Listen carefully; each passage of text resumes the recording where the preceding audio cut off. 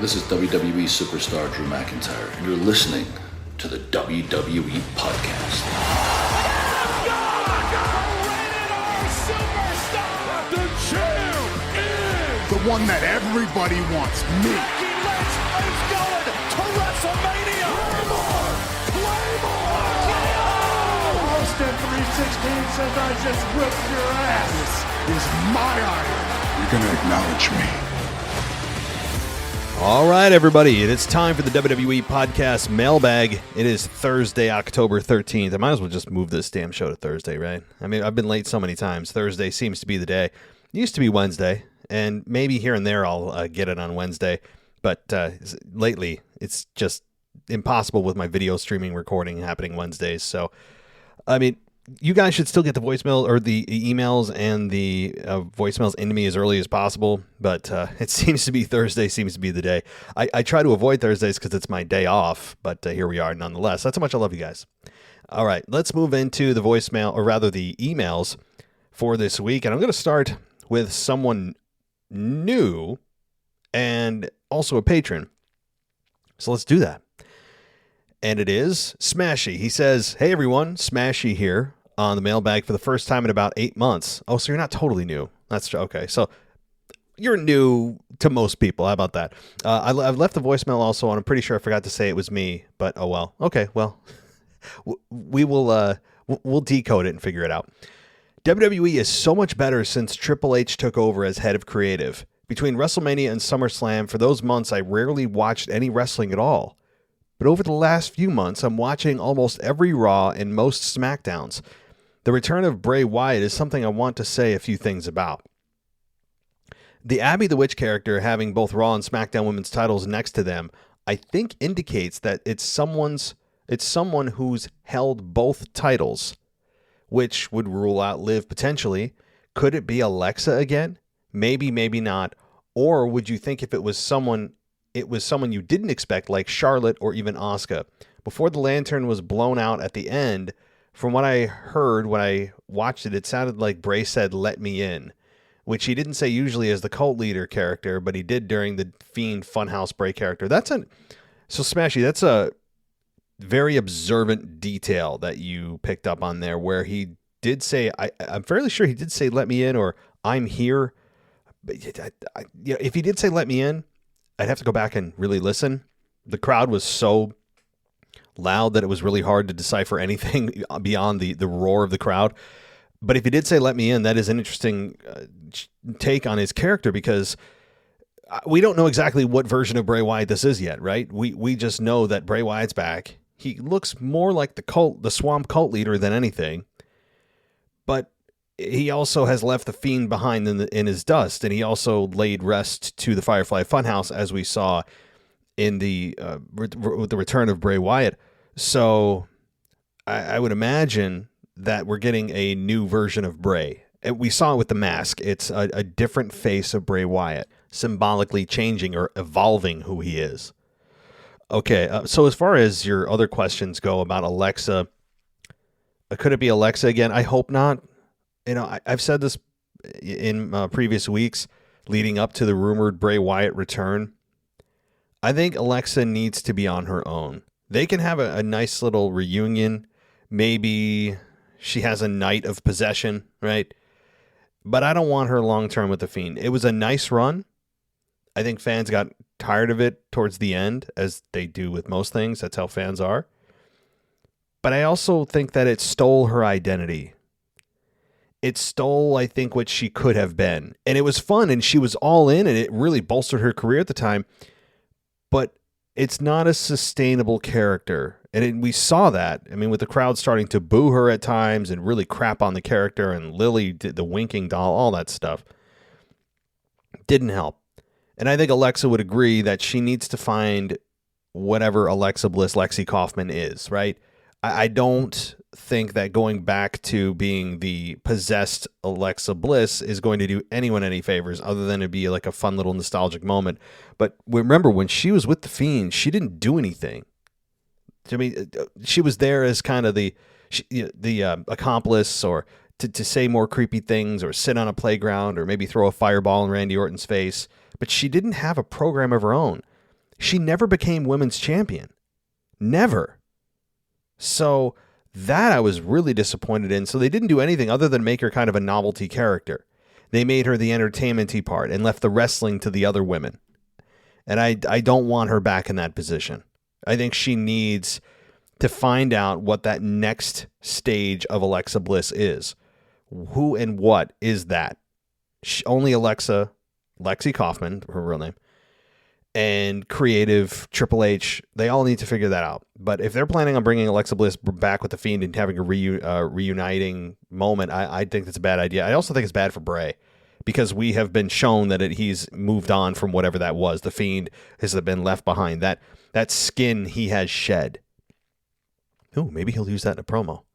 Maybe he can reference himself like a snake and he keeps shedding skin and he gets a different... Do you see what I'm saying? The kind of analogy here where a snake sheds its skin, as does Bray Wyatt, and he keeps evolving. So, see how creative is that? WWE, you have full permission to use that. Just give this podcast a shout out. Okay, let's continue on. There's a little bit more in the email here. After seeing the characters from the Firefly Funhouse, it brought to life his return. It could potentially be down the track, maybe be multiple versions of his past characters like the Cult Leader or the Funhouse Bray, only instead of the puppets, he has brought to life versions of them with him as the Wyatt 6 faction. All I have to say this week, I hope you all have a smashing week, and I gave a shout out to DJ Kuzmo in my voicemail. Cool. Well, now we'll know exactly who you are. When you said you didn't identify yourself. Okay. So if you're... while that's a cool idea, and it probably would sell Vince, I don't think that's the best way for Bray to move forward. It gets confusing for fans. He's not Mick Foley with Dude Love, Cactus Jack, and Mankind. Okay, he's not. Now, we saw two versions of him as when he was with the Fiend, and he was also the Firefly Funhouse host, and he did both. But I don't think this would be the best version of himself. I think having him just be one character, and he can talk and reference about the other personalities he has, but I think that's regressive. You know, this is a time and a chance for Bray Wyatt to evolve forward, not to just lean on what has worked. It's to continue to move forward and evolve, and I don't think that would be the best. I get it, and it sounds cool on paper, but it's not moving the character forward. It's keeping him where he was, where he left off. So that's my take anyway. Thanks, Smashy.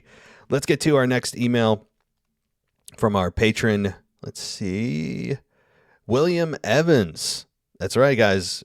Or Bill Evans. If you guys heard my Extreme Rules review, we did an Extreme Rules review together. So check that out if you haven't already.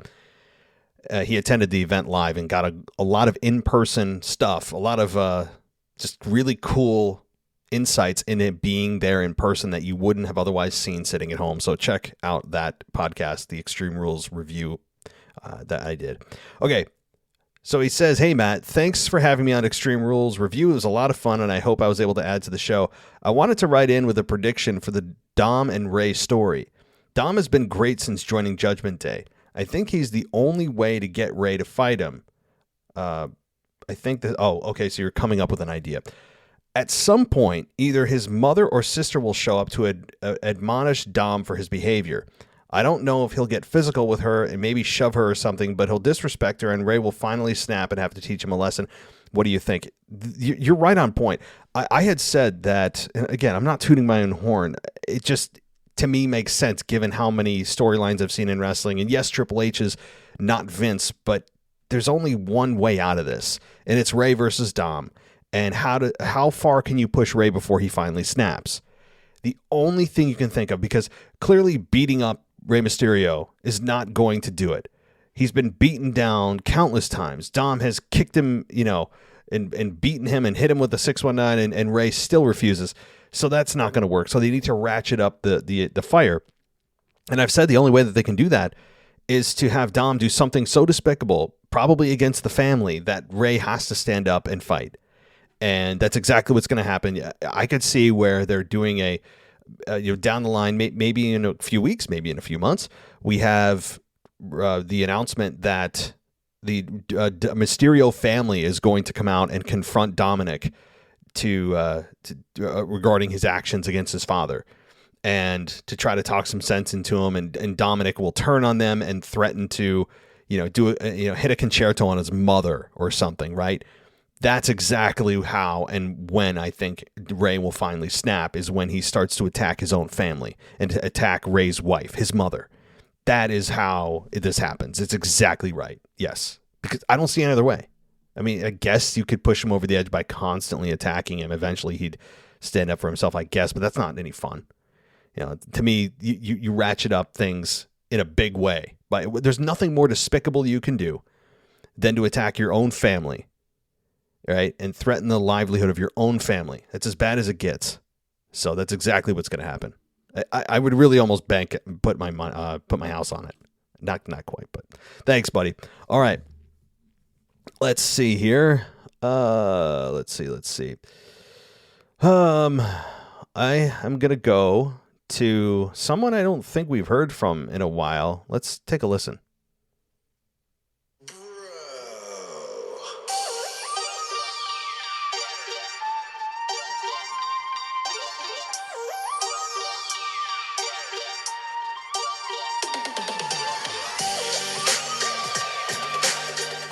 All right. Well, that is, you guys guessed it. The one, the only, Dennis McGinley is back. And he says, this is October. It's October 12th when he's writing this. And he said that he looked on Hulu for Next Day Watching and saw that Raw is expiring in 13 days and NXT is expiring in 13 days. I thought we were adults and not kids. Sorry to say, I just had to say what was on my mind. Are they going to come to terms? So I thought that they reached a deal. I'm gonna Google this right now so we can put this to bed, because I know I was worried about it as well. Let's see. I'm typing it in. They did. They're negotiating a new deal. I still don't see anything. That was on September 19th, like a month ago. Still nothing. But you know what? They continue. What they're doing is continuing the content on a kind of a temporary basis. They keep giving extensions until they come up with a long-term deal. That's what's happening. It sounds like there's no finalized long-term deal yet between Hulu and WWE. The negotiations are just, for whatever reason, stalled, or maybe they've reached an impasse. I don't know. But I would imagine that they'll come to something. They have to. The WWE content on Hulu is huge, especially the next day rights. Next day rights are big. And I'm if they didn't have next day rights, I would be on another platform. I mean, I just would. So anyway, okay. I just want to keep that and say thanks again, Matt, for this podcast for Raw, NXT, SmackDown reviews. If I don't get to watch a next day on streaming, as much as I don't watch any of these live, I will keep supporting you as long as I can and watch it on the next day thing, like on Hulu. It is hard to say that you, when I started, it was so nice and understanding as I would, you're saying thank you. Well, you're welcome, Dennis. I'm glad that you use this podcast to catch up on wrestling. I know some of you do too. And sometimes we're not as descriptive as we'd like to be. We more just provide our opinions that you may or may not agree with.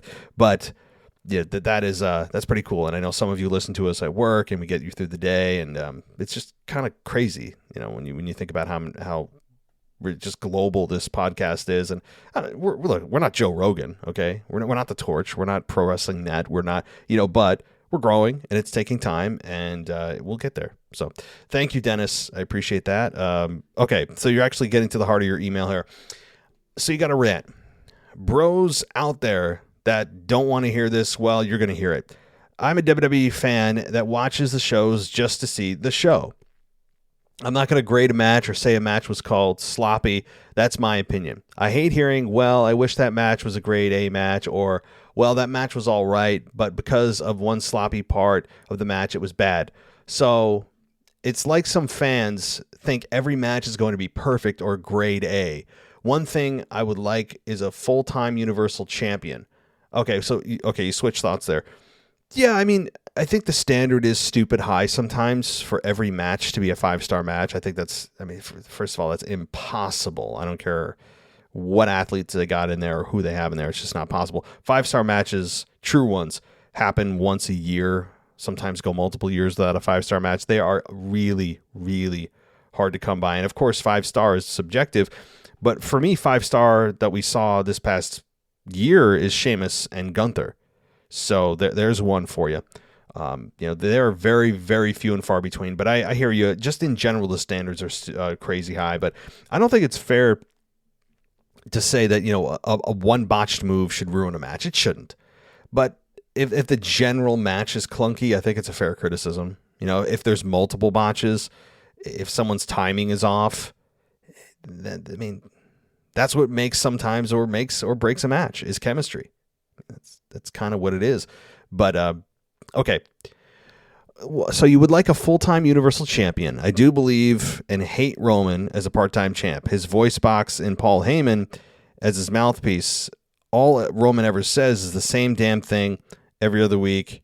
Him and the Bloodline are boring to me. That's the only way Roman is still champ is because of his team.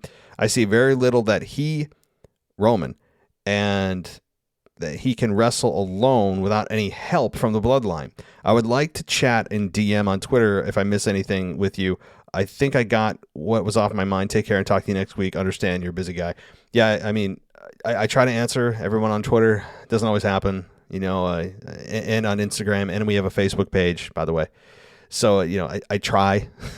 It's not always realistic, but no, I hear you about the full-time Universal Champion. I get it. It's frustrating. I mean, I'm not going to go into a deep dive about it. I've done it too many times, especially over the last several months, but I understand that. And, that's the point. He would not be champion without his group. That's part of being a heel. But I would argue that, is this really a heel group anymore? Sami Zayn on his own is turning it babyface. He's so entertaining. Jey Uso playing his role really well. Solo Sikoa added a new ingredient to the mix. They've just done a really nice job of kind of making you forget that Roman has been champion for the last 28 years. So they've done that. They've distracted you with this shiny new thing over here and just no, guys, look over here. Don't look over here anymore. That's what they've done. And it's worked. And even though I know transparently they're doing that, to me, it's still working. And that's just a testament to Sami Zayn, creative, and everyone else involved in keeping this somehow feel fresh. It's 2 years later, 2+ years later. It's crazy. All right. So let's continue with another patron's email here. I'll make sure I get this right here. I'm looking at the dates. So this is from Jeff, and he says, "Hey, Matt, as always, thanks for putting on such a great show. I thought it was pretty cool. My last question on the Mailbag 100 was about the current state of the ring announcers, and then it was addressed by WWE the next week. Pardon me if I'm mistaken, but I don't think I've heard you comment on the commentators yet with all the other awesome stuff going on. What are your thoughts on the addition of Wade Barrett with Cole on SmackDown and Kevin Patrick and Graves on Raw?" I hopefully I got this question in time. Yeah, you did. Obviously, because I'm reading it. So... okay, what do I think about Wade Barrett? What do I think about Wade Barrett and Cole? It's a nice new combination. It just adds, it creates a new coat of paint. It's a new coat of paint that is, do I dare say, sorely needed? Now, the question becomes, what happens when Pat McAfee comes back in a few months after football's over and we go into the deep, dark, cold, depressing winter? You'd imagine he'd be back. Does he join the group, or does he replace Wade Barrett and Wade Barrett goes back to doing what he was doing? Time will tell. But Wade Barrett and Cole, no problems. None. I think it's a great move. Really, and Kevin Patrick and Graves. I honestly have nothing bad to say. Now, it's been, a week since these two teams have had a chance to work with one another. But the best thing about this, I have to say, is addition by subtraction. I have never been a fan of a 3-man booth. At one point, they had like 4 people on a booth. It was ridiculous. I like 2. 2 people on a commentary booth is enough. You have color and you have play-by-play. You don't need to overthink it with a third party being kind of this in-between drama-inducing announcer that, I mean, it just, there's no need for it. It gets crowded behind the table. The announcers become a distraction when it should be about what's going on in the ring. Never was a fan of three men. So that said, again, the best part about this is, besides the fact that I do like Wade Barrett, I do like Kevin Patrick so far, is the fact that it's two people. Two, not three. That's the best part. Okay, so let's now shift gears. I know that we have other patron emails. I didn't forget. Trust me. This is Mr. DJ Kuzmo. He says, "Hey, Matt, WWE and AEW podcast fam. This is DJ Kuzmo back at it again in your mailbag show. This is going to be a very brief one on the mail so that I won't fall asleep on the mic." Thank you. I really do appreciate that. I do appreciate that. People don't know. You know, I'm not saying that to get a rise out of people or, you know, just make up crap. I really do. There have been times I have said things for a good 5 minutes asleep, where I woke myself up and I was talking, but I don't know what in the hell I said. I wasn't drunk. I really wasn't drinking. That's how tired I've been at some times on this mic. So because you guys get me at the end of the day, by the time you hear my voice, I have been up since probably 5:30 in the morning, done my actual job, my big boy job, you know, played dad, cleaned up the house 18 times from kids, you know, laundry and like all the stuff that we all do. I'm not asking for a pat on the back, but you guys get me at the very end of the day when I have to just manufacture energy to do this. I love it, and that's why I do it. But yeah, there's times I've fallen asleep, no doubt about it. That's why I don't do pay-per-view after shows immediately after the show, because I would be a disaster. Okay, I would be an unmitigated, embarrassing disaster. I would not be the best of shape. Okay, but thank you for that. I appreciate the briefness here. But let's see how brief you really are. I have my doubts. All right, first and foremost, can we get a tipsy Mr. Casual Wrestling fan for the next two takeovers to close out the year? It was a joy to listen to him and the misses, but on last week's episode, he sounded very loose. I don't know how many drinks he had, but he sounded very different in a good way. Yeah, you kind of caught us red-handed, DJ. It's exactly what happened. Yes, sir. Yes, sir, he was. He was a little bit loosey-goosey, and I don't have a problem with it either. So, I mean, it's his show. I don't tell him what to say on his show. It's his show with his wife. They do whatever the heck they want. I just ask that they, you know, make sure we keep the cussing to a PG level. And other than that, I really don't care. You know, and I tell all my hosts that, because I'm the platform, sure, but you guys are putting the effort in and taking time out of your day to host a show that I know is not easy to do at times, especially every week, with some of our hosts. But, you know, they admittedly were a little bit, they had some of the sauce. Let's just put it that way. Yes. Anyway, shout out to Mr. and Mrs. Casual Wrestling fan for doing a great job on every takeover show. Here we go. WWE becoming the WWF. WWF not standing for World Wrestling Federation, but in my opinion, since we have so many factions nowadays on the main roster, I'm calling the WWE the World Wrestling Faction. This past Friday on SmackDown, we got a returning Zelina Vega and the NXT debut of Legado de Fantasma.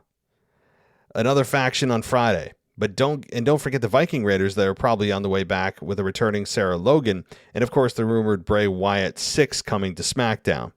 Yeah, I keep hearing the Bray Wyatt 6. Do we want a faction with Bray? Do we? I mean, for him to go against the Bloodline eventually, yes. But who would he bring in? It's a hell of a theory. I don't know. But yeah, there's a lot of factions. From going literally to no factions for years to faction after faction. I mean, it almost seems like overload. I mean, I would, if I was, if I was Triple H, I mean, I'd take a pause here and just kind of look at the landscape before I keep just adding factions for faction's sake. But, okay, my question is, with all these factions on the main roster, who or what outside of the Bloodline faction is going over with the crowd? And who do you think from each of these factions is the highlighted star? Okay. Well, I mean, from the Judgment Day, the star right now is Dominic. And I mean that in a good way, not in a, not in a way that just is because he has the right last name. He's doing a phenomenal job. The crowd is just crapping all over him in the best way as a heel. And he is the ultimate heat seeker. On top of the fact that Rhea Ripley's kind of leading that group too. And yes, you have Finn and you have Damian Priest, and they're doing well too. But the stars of the Judgment Day are definitely the Dominic and Rhea, who are the heat seekers and the ones that need it the most. Honestly, both of them need this badly, and it's done wonders so far. As far as the AJ Styles group, I mean, AJ Styles is the star, whatever you want to call that group. Roman Reigns' group, Sami Zayn is on fire right now. You could argue Sami Zayn is the hottest guy currently in that group, by far. Bayley, obviously, with Io Shirai and Io Shirai. I keep saying Io Shirai. Io Sky and Dakota Kai. It was Io Shirai, wasn't it? They just decided to change it. I don't know. Yeah, I mean, but your question is, with all the factions, who or what outside of the bloodline is going over with the crowd? I mean, okay, take Sammy out of it. Right now, it's Gallows, Anderson, and AJ definitely are on the ticket there for sure. And I think they are probably going to be the hot new shiny toy. They're going to be the one that's, just because they're newest, they're going to be the hottest for at least the time being. That's my thought. It's a bit difficult to digest since there's so many factions. So just to choose two currently on the main roster outside of the bloodline that could go over with the crowd or has gone over with the crowd, and who is the individual star of the two factions? Yeah, well, I think did I just answer that? See, am I asleep? Should I? Yeah. This is the kind of crap I do when I'm half awake. All right, on the last topic here, do you think that every wrestler that is not over with the crowd needs to be in some sort of faction, or does the development of a relatable character or a gimmick can win them over with the crowd? I don't think every wrestler that's not over needs to be involved in a faction, because the faction is kind of a double-edged sword. It can do wonders, or it can bury you. Meaning, if you say I'm somebody who just doesn't have direction, I'm kind of lost, I don't know what the hell's going on, right? Like Ricochet, for example, who is just kind of ho-hum. Same with Mustafa Ali, right?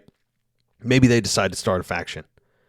The danger in that is that you are no longer the solo spotlight. You have to share the spotlight. And if you are, you could easily become an afterthought in the group, quickly become invisible. Because if the other men or women in that group are doing a better job and have a breakout performance, then you are the afterthought. You're just kind of the lackey. You're not what people are thinking about when they think of the faction. So, but also you could be one of those people that are the breakout star, the one that leads the group, the one that has that moment, that becomes the organic leader of the group. It's a crapshoot. It's a risk. I don't know if I'd say it's a hard and fast rule that everybody that doesn't have a direction should go into a faction, because then everyone's just in a faction and there's no more single stars anymore. Okay, final point. You lie, DJ. Okay. Bobby Lashley.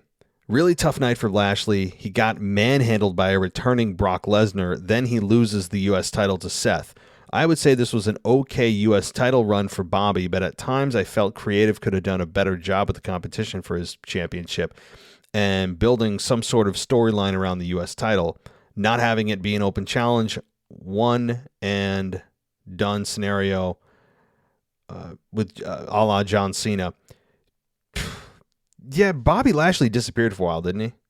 I mean, there was like several weeks where you're just like, oh yeah, like where the hell's Bobby been? You know? And there was a time where he was a bit invisible, and that was concerning to me. Even this is under the tutelage of Triple H. At the same time, he can't focus on everyone all the time. You know, it's impossible to even in a 3-hour show to bring to the forefront everyone on the roster to make sure everyone got time to further their story, and everybody got an important part in the show. It's just not realistic. That said, he was U.S. champion, and it is Bobby Lashley, so that makes it a little bit worse. But yeah, I mean, I do think they could have done a better job. I remember one of the first things Triple H did when he came in was create that video package for the U.S. title and the IC title, and it instantly made them feel more important. And then it just kind of faded for Bobby. Not for Gunther, but for Bobby. So, bring back the Hurt Business. Yeah. Man, that they missed that. I do. I still don't think that was a good idea to break them up. I still don't. That's all for now. Much to say in a compelling voicemail message. I made a mistake on the female wrestler's name from NXT, so I apologize to any NXT fans. Anyway, DJ Kuzmo signing off for now. Peace. And yes, I will get to your voicemail shortly, DJ. All right, now we move into the non-patron portion of... Wait a minute. I lie. God, I lie so bad. Okay, let's get to Rocky T. Before I forget Rocky T, your email just popped up for some reason. It looked like it wasn't there. Now it's here. Okay, he says he's checking in once again. I know everyone's going to be emailing and calling about Extreme Rules this week, so I will keep it short on that topic with an installment of Rocky T's Rapid Fire. I feel like there should be a sound effect. Some people have said if I put sound effects in the show or drops, as the professionals say, that it would sound cheesy. But I think if you do it right and they don't sound like you just, got them off some free website, that it actually could add to the show. I don't know. Just a thought. Anyway, the fight pit was a letdown with no blood introduced in the match, and the special referee added nothing. Agree. But it's also TV 14. To be fair against the blood thing. Or it's not TV 14. And also, 1000% agree on the uselessness. A total waste of time of bringing in Daniel Cormier, who looked like, he was just kind of your average Joe. I know he had a hell of a career, but anyway. Okay. The ladder match was the match of the night for me. I wanted Bayley to win, but kudos to Bianca for overcoming the numbers game and the finish of the match with the KOD on Bayley while holding the ladder. Is it just me, or did anyone else notice when Bray blew out the lantern, it went out before he exhaled? Yes, I noticed that. He hit it too soon. It was about a second or two too quickly, where he was still like inhaling as he hit the button. So it didn't, I know. Little things, my friend. But yeah, I'm with you. He missed the timing on that. So we should all boo the Fiend now, or boo Bray Wyatt. I've watched the clip a few times, and it seemed like the lantern went out when he inhaled, but otherwise the return was epic. Yeah, I mean, like, if that's the worst thing that happened, then we are spoiled beyond spoiled, right? We are spoiled beyond comprehension. If the worst thing about it is Bray Wyatt didn't time the blowing out of the lantern with the button that he pushed on the lantern. But I did notice that, yes.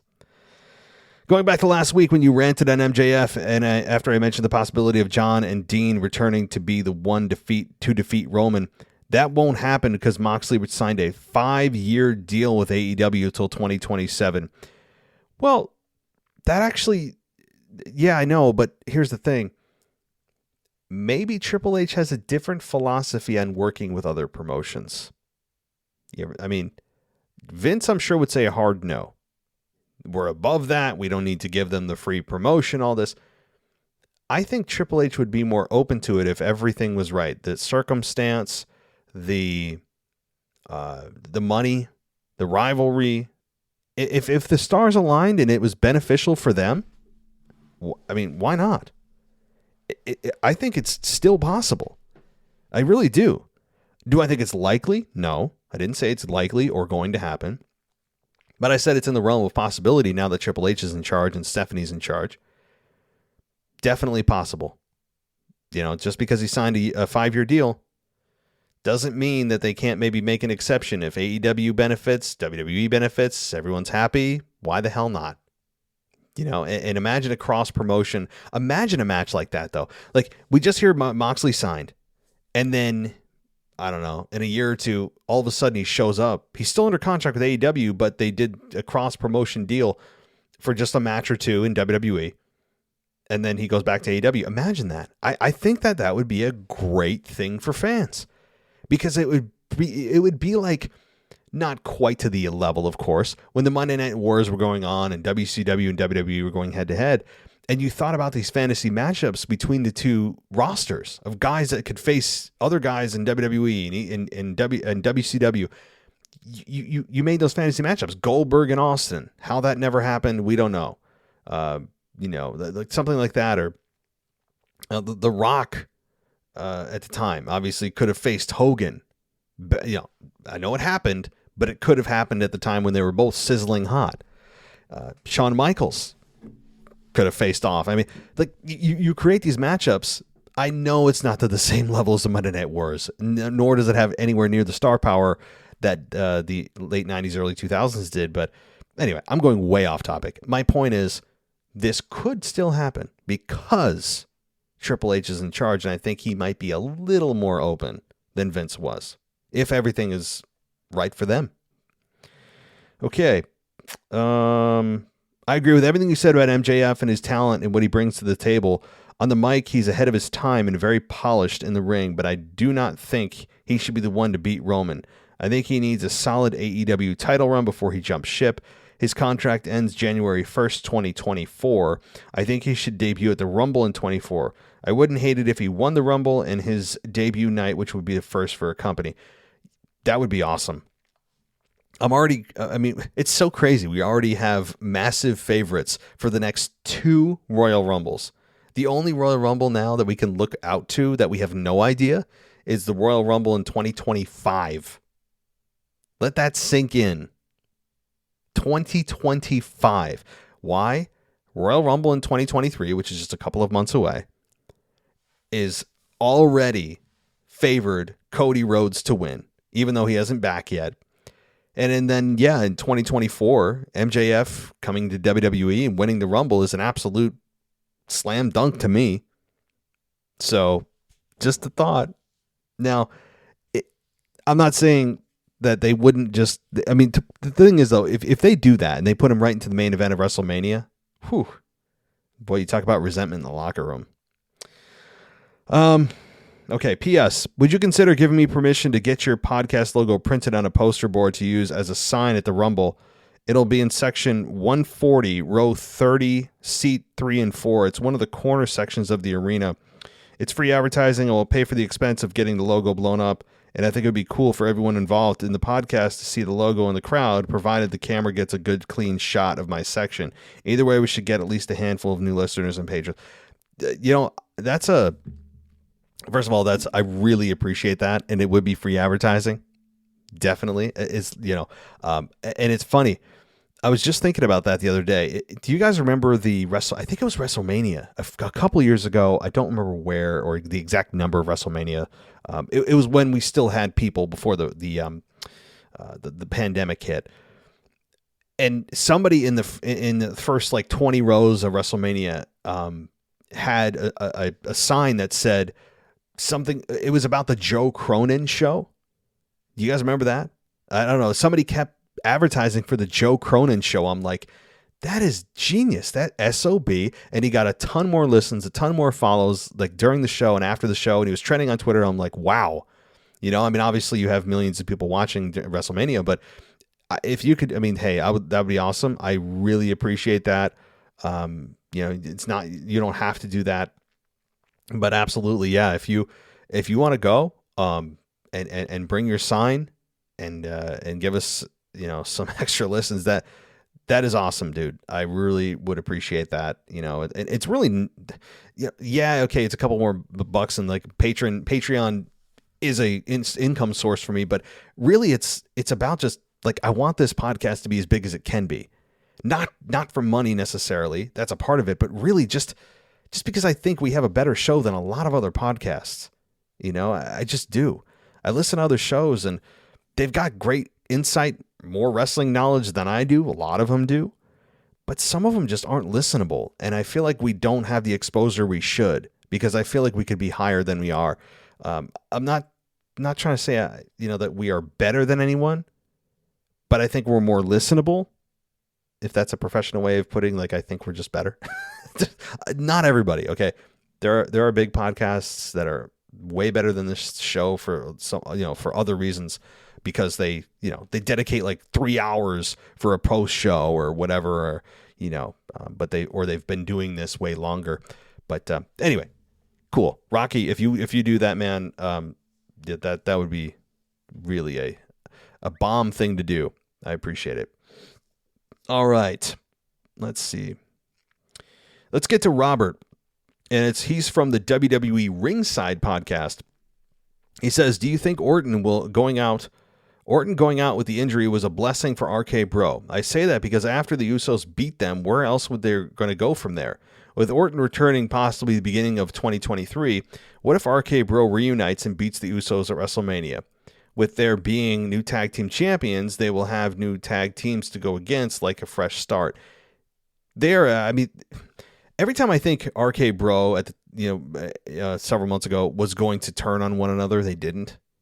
I think there's still some juice left in that to squeeze out in terms of t-shirt sales and everything else. So do I think that they're a favorite to beat the Usos? Yes. Do I still think Kevin Owens and Sami Zayn are going to eventually get together? Yes. But here's the one thing I'll say. WWE will make sure that the Usos break the record of the New Day. And I think they're close. I believe they are close. So once that record is broken, then all hands on deck. All bets are off. Then, yes, I would say that it's a strong possibility that when Randy comes back, maybe he doesn't turn on Riddle, and maybe they just team back up and he goes after the Usos because, as you said, the injury, quote unquote, that the bloodline gave him happened because of the Usos and Roman. So, okay. Second, also centered around Randy, do you think he could return at the Rumble and win it and go after Roman at Mania? The bloodline sent Randy out. It makes sense for him to want to come back and get revenge. Yeah, exactly. But it's such an interesting conundrum with Roman at WrestleMania because he has so many possible opponents. Bray Wyatt, with a storyline going back to 2020 with those two. And really before that. He has Randy Orton. Definitely because the injury happened with Randy. I mean, not because of them, but in the storyline because of them. Cody Rhodes, a returning Cody Rhodes, probably returning at WrestleMania. The Rock at WrestleMania. Also a strong possibility. So there are really a number of people he could take on at WrestleMania. And I think that Randy is a strong candidate. But I'd also think that Randy and Roman is the most predictable. If the championship's on the line. So, third, now that Rollins has the U.S. Championship, do you think he'll hold it until Mania and drop it to Rhodes? I know Rhodes is a favorite to win the Rumble, but again, Rhodes is going to want revenge.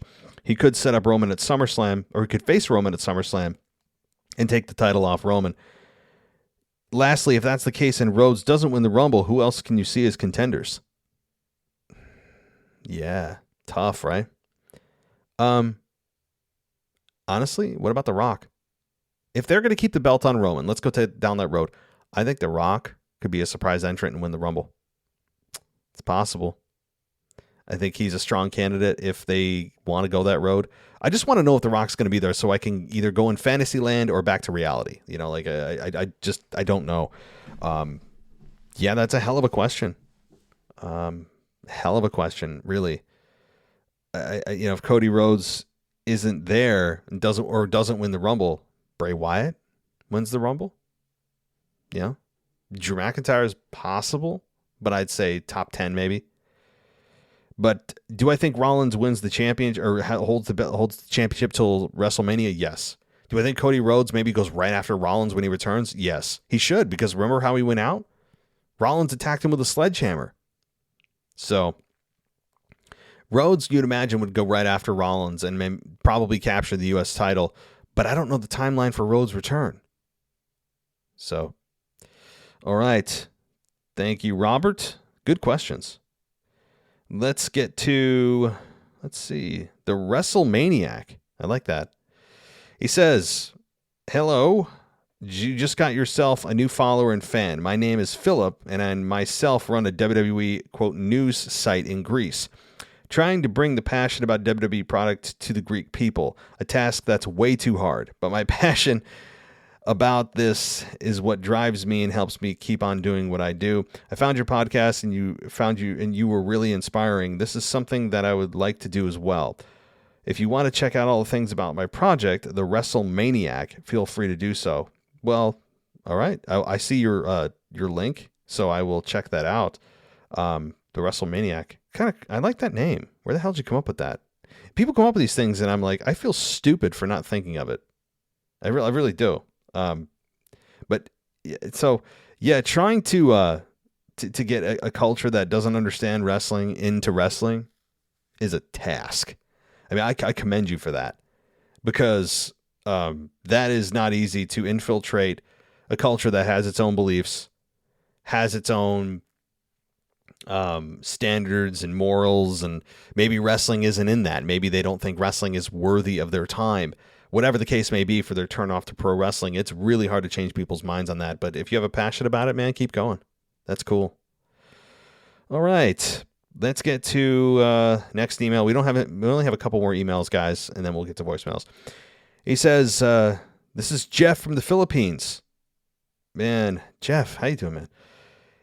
And Jeff says, I saw a lot of reports about WWE being interested in bringing back the Good Brothers, but I didn't expect that they would return on Monday night. Even though they are free agents, they are already booked by New Japan Pro Wrestling until Wrestle Kingdom in January, I believe. Plus, Carl Anderson is currently New Japan Pro Wrestling's never openweight champion and will also wrestle for them in November.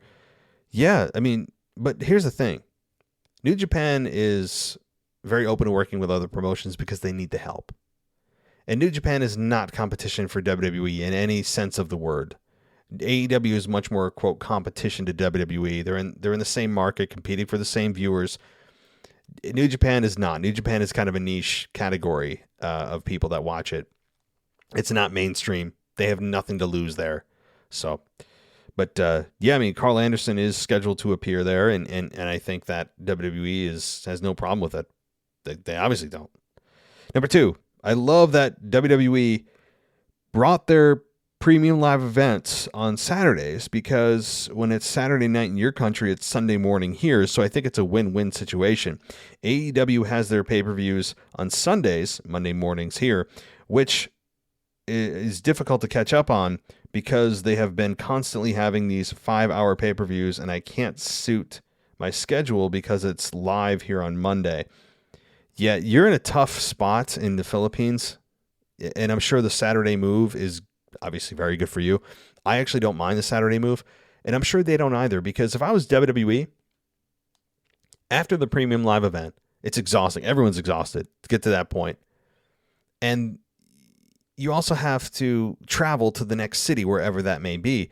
It gives everyone another day to breathe, right?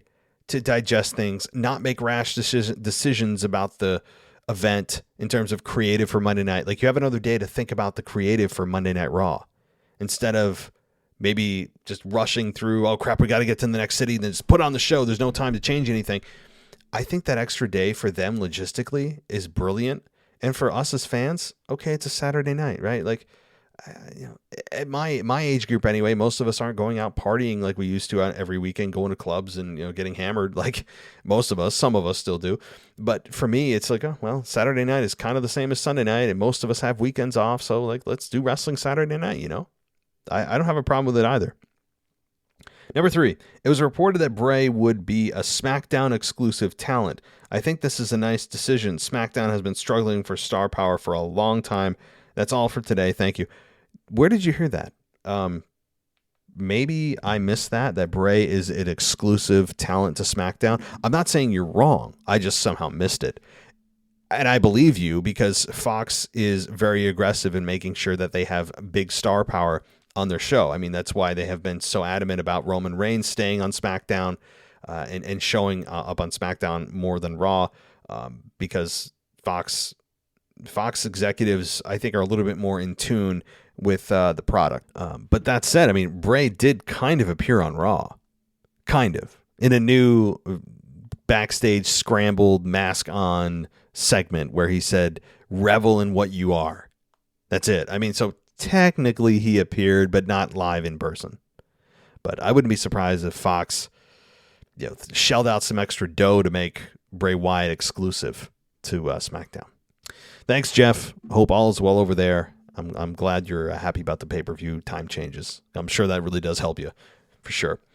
All right.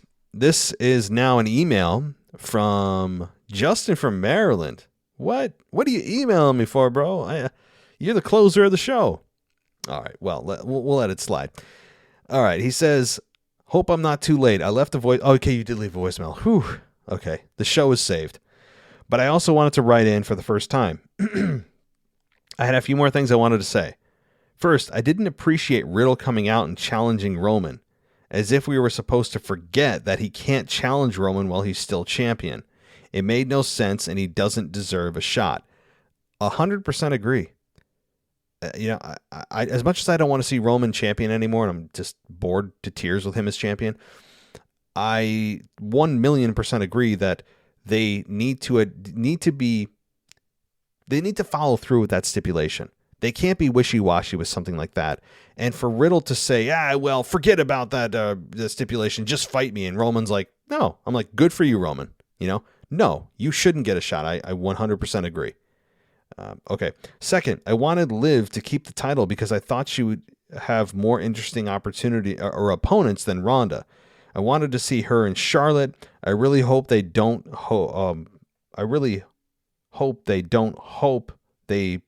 I think you put hope too many times. Let me read it with one hope. I really hope they don't go back to Ronda and Charlotte, but I'm definitely hoping to see Ronda and Shayna. To me, that's the only program that they haven't done yet on SmackDown. I mean, they got to go to Shayna, Ronda. They kind of got it, right? Which, if they do that, you'd imagine Ronda is still the babyface. I really doubt people are going to cheer for Shayna Baszler. I doubt it, but stranger things have happened. So, yeah, I mean, but after that, it's got to be Becky Lynch, right? Becky Lynch, come on, baby. Finally, who do you think? And I know that she's not on Raw, and I know she's injured. I'm sorry, she's not on SmackDown, and she's injured. There's a lot of barriers to cross to get to Ronda Becky one-on-one, but we'll get there. Oh, okay. So you said, finally, who do you think Bray's first feud will be since he's a babyface on SmackDown? All signs point to Roman Reigns, but here's the thing. Roman's still tied up until November 5th with Logan Paul that no one outside of Saudi Arabia cares about. But let's take a look here. I'm looking at the SmackDown roster right now to my face just to make sure I don't miss anyone. And Bray Wyatt is on that roster. Who the hell? And the Bloodline is like right in there. I mean, how does he not eventually interact with the Bloodline? He has to. I'd say Karrion Kross, but he's still in a program with Drew.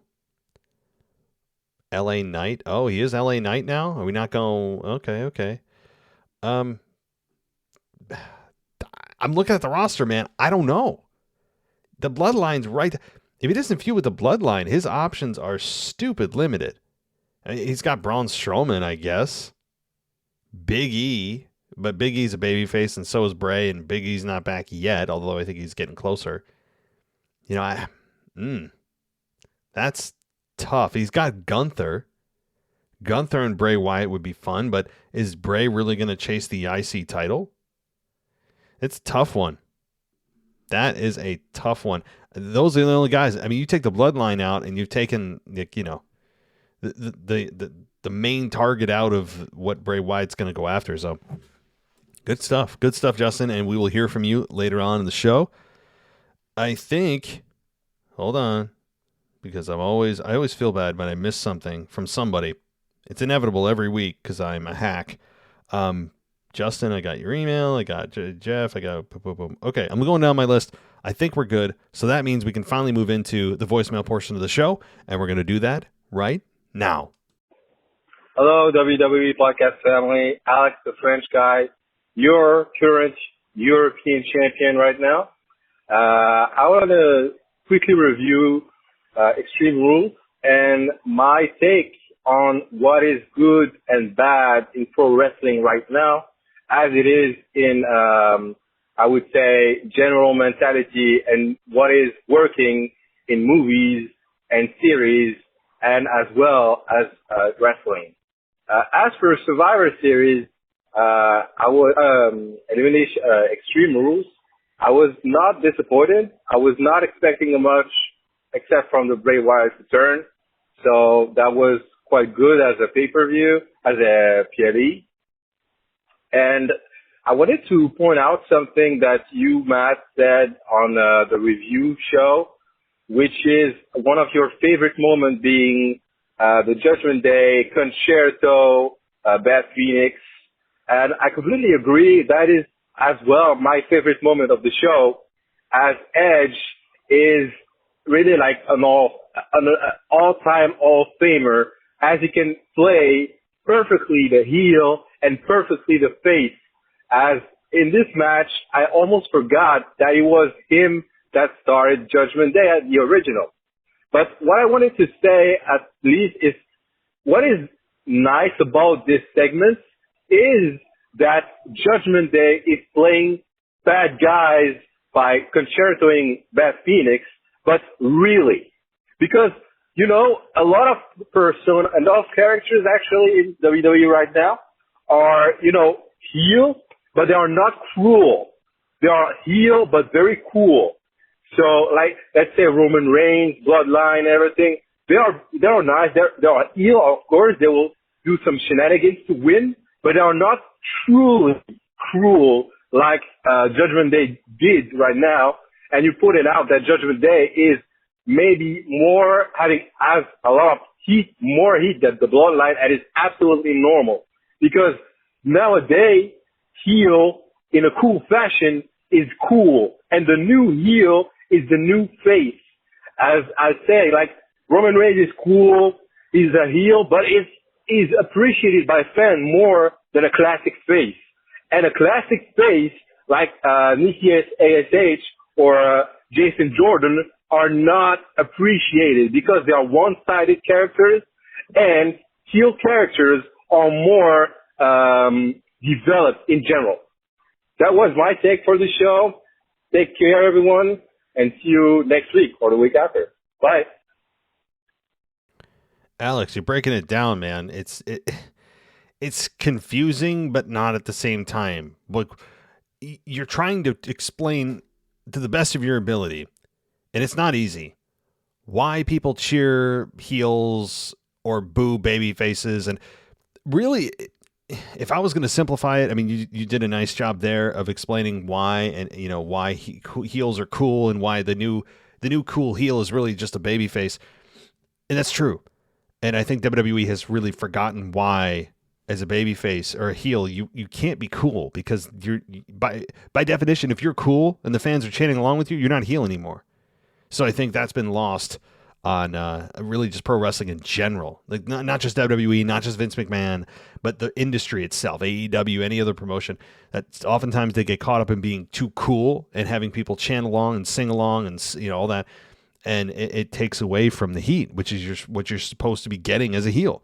And I think that your analogy or your observation of cruelty rather, with the Judgment Day is exactly what happened here, and exactly what they are. There's no mercy. They showed a mean streak, and I think that's what's been missing from heels in general. Now, not every heel needs to be this way. There's still ways to be a dastardly, no good human being other than just being cruel and no mercy. But that's what I think the Bloodline's missing. The Bloodline's missing it because Roman Reigns is a bona fide star right now. You could argue he's the face of WWE. He's not there that much, so when he does come there, even though he's booked as a heel, he's a babyface by default because people know he's a big star now, and he's not there that often, so it feels more special. So therefore, your instinct is to get more excited. Therefore, it overrides what you're supposed to do as given that he's a heel, you're supposed to boo him. So that kind of overrides that. And the fact that Sami Zayn's so entertaining, and the Usos have a nice dynamic with Sami, and all that. It's the Bloodline. They're heel, but not. The Judgment Day are the truest heel faction I've seen in a long time. Agreed. All right, on to the next voicemail. Hey, it's Kyle from Baltimore. So I'll say thanks for having me again live on Saturday afternoon. It was great. But anyway, with Extreme Rules, it was fine. I enjoyed it for the most part, but I guess my question is that I keep hearing people saying that Becky Lynch may come back on the SmackDown brand. I've heard, I don't know where I heard that from, but someone said that when she comes back, she'll be on SmackDown. face Ronda Rousey, and then when Charlotte comes back, she'll be facing Bianca for the Raw Women's Championship. And if that's the direction, I'm okay with it. So I guess that my question is if that ends up becoming true, will Bianca and and Ronda lose their titles at WrestleMania? That's the direction in Hollywood, but and what do you think? Well, never mind. But what do you think about those two scenarios? But overall, Extreme Rules was fine. But what do you think about those two situations? But that's it. This is my call. Bye. All right, Kyle. Good questions. Focus on the women's division here. And I'm glad you brought up the live show. It was fun having you on as well, and everybody else that came on. I will be doing, I don't know why I didn't announce this at the beginning. I'll be doing a live week in review show this Sunday night, 10 p.m. Eastern Standard Time. So set your clocks, set your alarms, wake up, and join us on the WWE Podcast Week in Review Live. I understand the audio quality isn't as good as what you're hearing right now. I use the same microphone, the same computer. Everything is the same. But for some reason, Blog Talk Radio doesn't compress it the best way. I don't understand why they say, well, use this browser, that browser. It's better, don't use Safari, use Chrome. And I've used Chrome. I've done everything they said. So I understand I sound like I'm, hosting a radio show back in 1998. I understand that, but there's really nothing I can do. The benefit is, if you like that old sounding radio, it makes it sound like an old school podcast or radio show, which is got kind of a nostalgic sound to it. But at the same time, the best part of it is I can talk to you guys live. So, regardless of the fact that the audio quality isn't as crisp and clear and up to date as it should be in 2022, the benefit is you guys can call in. So that said, I'm going to create the show tonight so that it's ready to go for Sunday, 10 p.m. Eastern Standard Time. I'll be going through the show just as I normally do, and I'll take calls kind of in and out of the show. If I don't get any calls, which will be very embarrassing, I'll just pretend that it didn't happen. But no, I that's fine. I've done shows before where I don't get calls. People have stuff to do. It's fine. But the opportunity's there. So 10 p.m. Eastern Standard Time, Sunday, Week in Review, live. All right. But that said, okay, let's move into your questions about Charlotte and Becky and a whole conundrum and the rumors you've heard.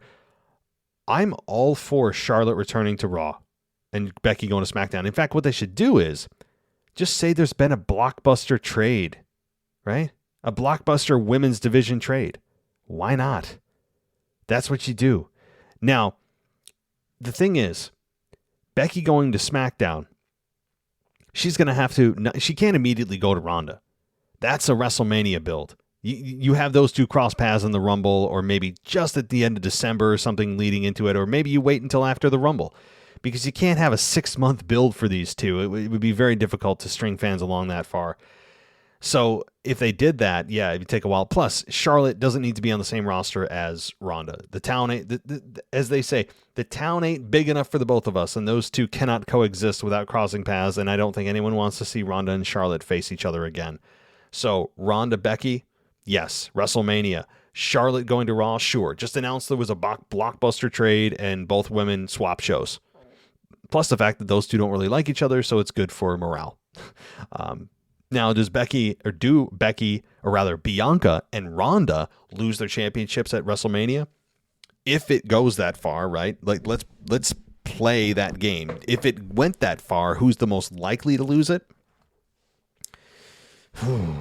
Probably both of them. I mean, you'd imagine both, because that's 6 more months to Bianca's reign. She's going on a year as champion. But I think if you're going to put my gun to my head, I think Ronda is more likely. And the reason is because she's not there for a long time. She's there for a good time, as they say. And that would mean that her contract probably does end at WrestleMania.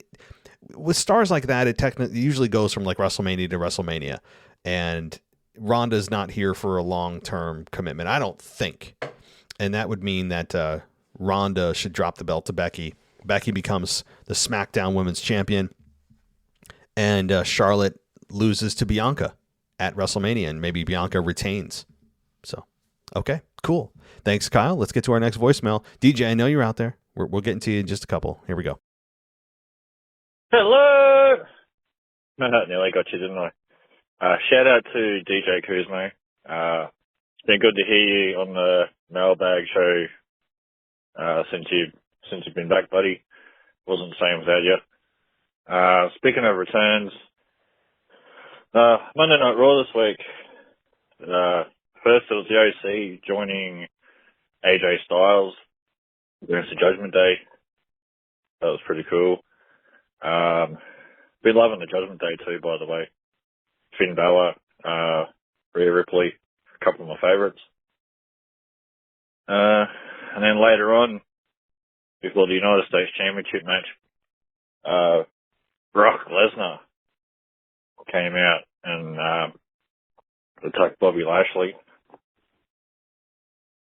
And then going back to Extreme Rules, my favourite for a little while,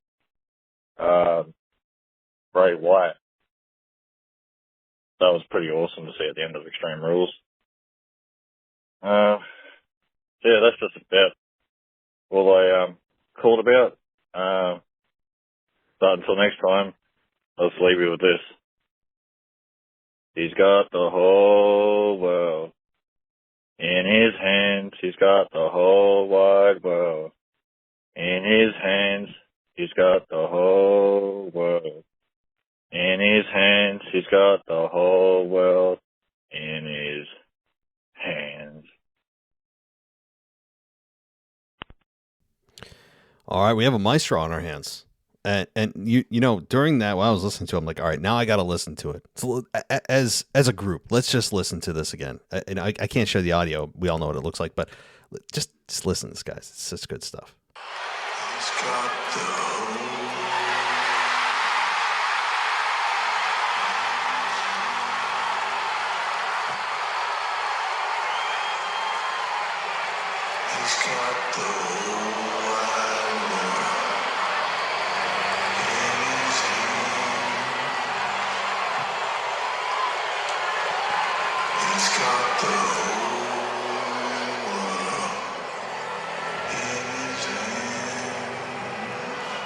Oh, such good stuff. Good stuff. I mean, and it's one of the returns that, you know, you'll never forget. Because he was gone for 19 months. We weren't sure we were going to see him again. Oh man, I'm watching the end of this now. Like,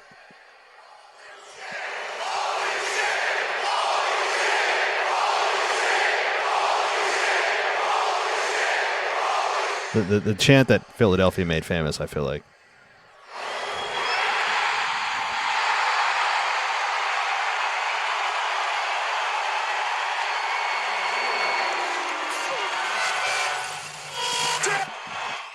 Yeah. Oh man. Good stuff, guys. I mean, like, one of those returns in Philly just really helped out, and boy, we are all just so grateful that crowds are still there, right? We will never ever go back to the pandemic, I hope, ever. Yeah. So, and I know you also mentioned Lesnar. I feel like no one's talking about Lesnar's return. It's crazy, really. Like, I feel like this should be a massive talking point, and very few people are talking about it. Everyone wants to talk about Bray Wyatt, and understandably, you know, because Lesnar kind of pops in and out. I mean, he's made his return nearly as many times as Edge has returned. But anyway, so Smashy, good to hear from you, buddy. And let's get to our next voicemail, guys. Hello, WWE Podcast World. This is DJ Kuzmo back at it again on your Mailbag show on a Wednesday morning. Like I said last week, we're moving to a Wednesday morning because we got the Veer Mahan Report. But before we get to the Veer Mahan Report, I want to have, I guess you could say, a brief state of the union to all my wrestling fans. Now, we did see this past Saturday Friday night, the return of Bray Wyatt. Okay, so now I am seeing in the Twitter space, in the Twitter wrestling universe, that there is a back and forth between who had the better pop. Did CM Punk had the better pop in AEW? Or did Bray Wyatt had a better pop this past Saturday night at Extreme Rules? Whatever the case may be, I had to just laugh at the tweets going back and forth between AEW and WWE. Come on, guys.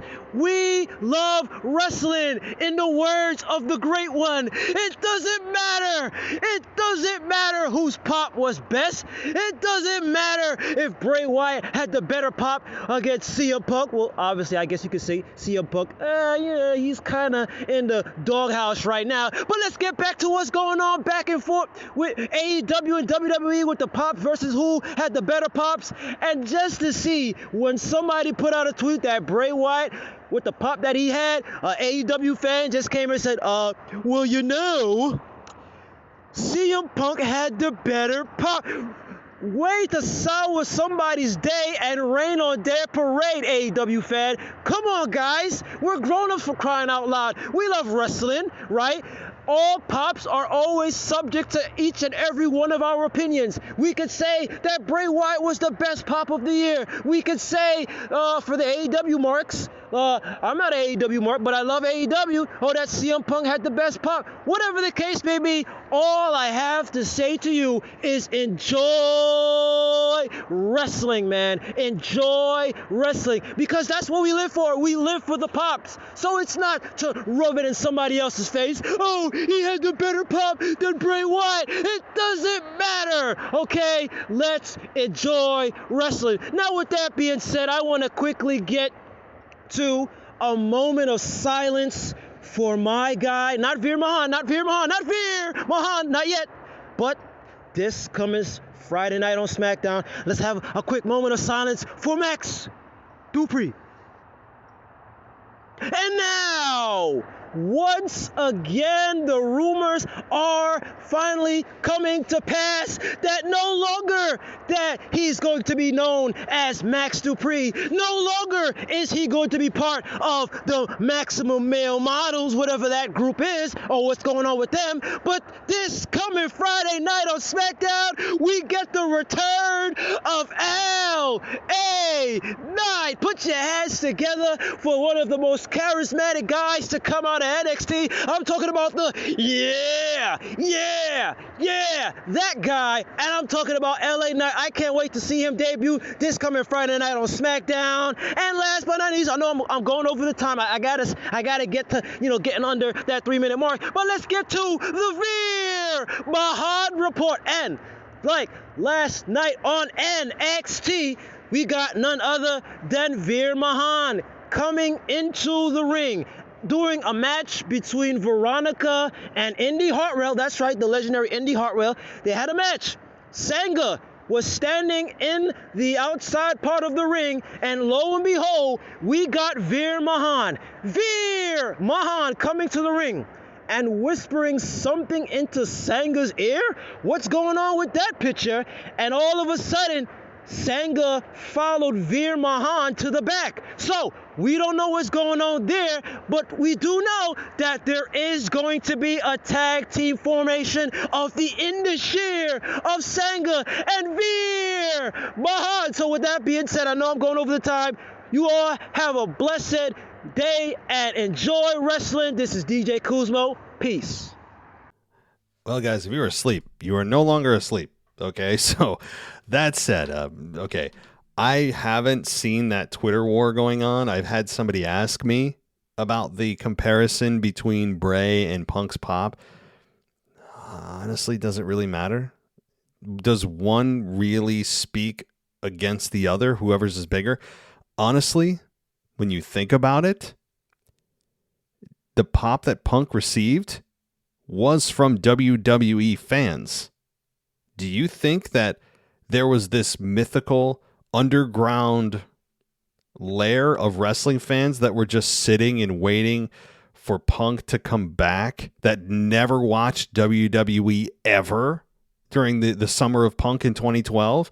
Do you think that there was just these mythical fans that were formed out of thin air? No. Those fans that were at that event in Chicago were WWE fans that are now also watching AEW. And that's the funny thing is, it's really just, like CM Punk was made in WWE. He may say, professional wrestling, when I went to WWE, it died. Yeah, okay, well, fine. From your perspective, from an indie perspective, sure. They WWEized you, and yeah, they did some things that I don't agree with, but your career, your pipe bomb, all that, ice cream bars, John Laurinaitis, the promo against Vince and all, and the Triple H program, all of that happened in WWE. All that momentum happened in WWE. So everyone arguing like just because Punk, maybe he did have a bigger pop. I would actually give the slight edge to Punk, but who cares? His character, his support of this magnitude came in WWE. He may have had a cult following before that, but his massive success came in WWE while he was there. So everyone that was cheering had to have been a WWE fan. And it does, even if they weren't, which I don't think they are, but just for silly argument's sake, say nobody that cheered for Punk was a WWE fan. They didn't follow anything he did in WWE, which is nonsense. But does it? Why does it matter whose is bigger? Is it? That sounds bad. Very suggestive. But to me, why does one have to cancel the other out? Like you said, like it's just wrestling. Enjoy it. It's almost as if some people have adopted the tribalism kind of mentality where if you belong to one, you can't belong to the other. Why? Why do you need to pledge your allegiance to one promotion and not the other? Says who? What is this? Are we in 8th grade where we have to pick a group of friends and not talk to the people they don't like? Otherwise we'll be banished. Like, how old are we? I agree. But yeah, Max Dupree is now LA Knight. Max Dupree, which I actually thought, I did enjoy the Max Dupree character more than most, which normally that kind of stuff I wouldn't have liked, but I don't know. That was one thing that was a guilty pleasure of mine. I don't know why. I can't explain it, but DJ, good to hear back from you as always every week. Hope all is well. Continue on the mend, and we will talk next week. Now, that said, let's get to our final voicemail for the evening. And yeah, that's right. I believe it is. I think it's our closer. It has to be. Let's get Justin from Maryland. Here we go. Hey, man, it's Justin from Maryland. Just had a couple of thoughts that I wanted to give after Extreme Rules. So first, Seth Rollins, I was highly disappointed that he didn't beat Riddle, and the fact that he tapped out, I kind of gave up hope that he will dethrone Roman because he keeps losing big matches. I think it made sense for him to beat Riddle, have some momentum going up against Lashley. But I'm happy that he won the championship. He'll probably have a good run. Definitely have some great matches, but I'm not too sure about Rollins anymore as far as him being the top guy, because it doesn't seem like WWE has faith in him as he keeps losing big matches. So I don't see him and Roman for the title, and if it does happen, he won't win. Next is Lesnar. I was kind of not surprised that he came back because I saw that he was going to return soon. I thought he would return at the pay-per-view or at the live event, but he returned on Raw, so it was good. Him and Lashley, they have unfinished business, so that was bound to happen at some point. So I like how I knew when Lesnar came out that Rollins was going to win the title. So looks like we'll get that at Crown Jewel, I expect. I think Lesnar will probably go over since Lashley won the first match, and then they'll probably go at it the third time. But yeah, that was cool to see Lesnar back. A lot of the stars are coming back, so that was cool. The Judgment Day, I liked how Fowler won that Extreme Rules, and I expected that they were going to set up Stan and AJ next. So I think we'll probably get a 6-man tag at a Crown Jewel, and I fully expect Judgment Day to go over. I don't expect them to lose because they're still building them up after they, attacked Beth Phoenix. So I think this is just a nice little program. Finn and Judgment Day will probably go over. So that's nice. And it was also good to see Dominic attack his father. Like his father, Ray would not retaliate, and Dominic just kept beating him down. That's great TV to see. Finally, Ronda winning. I didn't expect it, even though I wasn't surprised, because I don't see who she could face next. There aren't really some women star power on SmackDown right now. Charlotte has to come back, but we don't want to see Ronda and Charlotte again. So I thought. You're a victim of the 3-minute rule, and so okay. I'm just going to adjust a couple of things. Seth now not seeming to be the one to dethrone Roman does seem very likely now. I was on the bandwagon, admittedly, that Roman and Seth are going to have their match at Survivor Series, given what happened last year at Survivor Series, and he's a very believable candidate to beat Roman. I'm off that bandwagon now, especially with him as U.S. champion. Definitely not going to be the case, I don't think, now. And he, as you said, continues to lose big matches. You could argue, oh, well, he won the U.S. title. Yeah, he won the U.S. title because Lashley was beat up by Lesnar a few minutes before, but he doesn't ever win the pay-per-view match. That's the problem. He constantly loses those. It's just mind-boggling. But, okay, as far as the Good Brothers and AJ, yeah, they're definitely losing to Judgment Day. For sure. I mean, it's a 6-man tag. Rhea Ripley's probably going to cost them the match, but here's what's going to happen. Judgment Day is starting to do one thing. They are collecting a pile of enemies. They are creating an army that's going to take themselves down. They have now the Good Brothers, Carl Anderson and Luke Gallows, AJ Styles. They have Edge. They have Dominic. Okay. Am I missing somebody? I don't know. But they are now becoming outnumbered by the number of people they've attacked. So I think what's going to happen is this 6-man tag will probably take place at Crown Jewel, if not Survivor Series. And then you'll see Edge and Beth Phoenix come back, and Beth Phoenix is going to go one-on-one with Rhea at some point. I don't know when exactly, but Edge is going to come back for the 18th time to return, and the Judgment Day will be outnumbered. And eventually, we will see the Judgment Day get beaten to a bloody pulp, hopefully. And Rey take on his son at maybe Rumble. Maybe the Royal Rumble is when Rey Mysterio and Dominic go one-on-one. Because it's just 6 months of a build to Mania is a long time. So, but good stuff, Justin. Thank you for the email, and thank you for the voicemail, and thank you to everybody this week for your contributions to this show. And again, Sunday, 10 p.m. Eastern Standard Time, I will be doing a week in review show, and don't miss it. You can call in. The call-in number is going to be available on Twitter, and I'll tweet that out. Don't worry. And to all the people on Patreon, you'll get a call-in number as well. So if you're interested in contributing or just putting your 2 cents into This Week in WWE, then definitely call in Sunday. So I think it'll be a fun show, and it'll be live, so I have no net. So if I want to embarrass myself, which is probably going to happen, I can't stop it because it's live. So, all right, everybody, thank you so much for listening. Thanks, everybody, for contributing, and I will talk to you next time. Thanks for listening to the WWE Podcast. Don't forget to subscribe on your favorite podcast app so you don't miss a show, or head to WWEpodcast.com. And for all of these shows ad-free, head over to patreon.com/WWE Podcast. Until then, we'll see you next time.